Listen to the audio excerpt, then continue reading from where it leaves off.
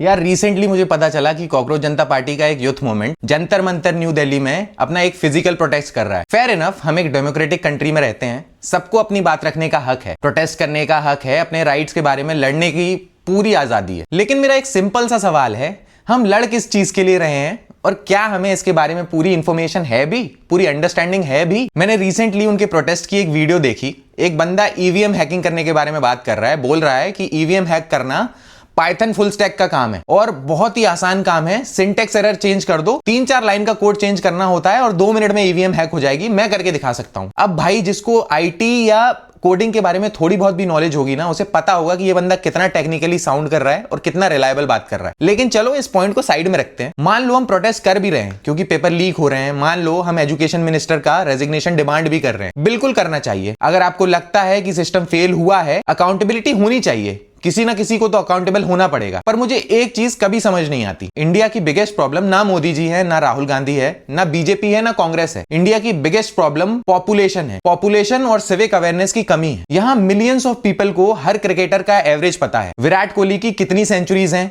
कितने ओडीआई जीते हैं, कितने T20 मैचेस खेले हैं, 2 मिनट में बता देंगे। हर एक्टर की डेटिंग हिस्ट्री भी पता है, हर इन्फ्लुएंसर की कंट्रोवर्सी के बारे में भी पता है। कल यूके राइडर ने गाड़ी क्यों पलटा दी थी, ये अभी पूछ लो, अभी बता देंगे। लेकिन अपना एमएलए कौन है, एमपी कौन है, अपना एमपी पिछले 5 साल से क्या काम कर रहा है, हम जो टैक्स भर रहे हैं उसका पैसा कहां स्पेंड किया जा रहा है, इसका जवाब बहुत कम लोगों को पता है। फिर हम बोलते हैं पॉलिटिशियन वोटर्स से ज्यादा स्मार्ट क्यों है। सच तो यह है कि डेमोक्रेसी अपने वोटर्स की एवरेज सिविक अवेयरनेस से ज्यादा परफॉर्म कर ही नहीं सकती। इसलिए मुझे लगता है कि गवर्नमेंट में कमियां निकालने से पहले हमें खुद को भी एजुकेट करना पड़ेगा। हमें यह पता होना चाहिए कि हम वोट किसको दे रहे हैं और दे क्यों रहे हैं। आज भी कितने ऐसे लोग हैं जो 25-26 साल के हो गए हैं लेकिन उनका वोटर आईडी कार्ड तक नहीं बना है। कितने ऐसे लोग हैं जिन्होंने आज तक पहला वोट तक नहीं डाला है। मैं पर्सनली ऐसे कितने लोगों को जानता हूं। गवर्नमेंट पे फिंगर पॉइंट करना बहुत इजी होता है और खुद को इंप्रूव करना बहुत डिफिकल्ट। और इसका मतलब ये नहीं है कि गवर्नमेंट को क्वेश्चन मत पूछो, बिल्कुल पूछो, अकाउंटेबिलिटी मांगो, प्रोटेस्ट करो, क्वेश्चन पूछो, ये सब हमारा डेमोक्रेटिक राइट है। लेकिन उससे पहले एक बार अपनी गिरेबान में झांक कर भी देख लो, क्योंकि देश सिर्फ सरकार से नहीं बनता, देश हम सबसे मिलकर बनता है। और जो हम अपने आपको इस देश का एक सिविलाइज्ड और एजुकेटेड नागरिक मानते हैं,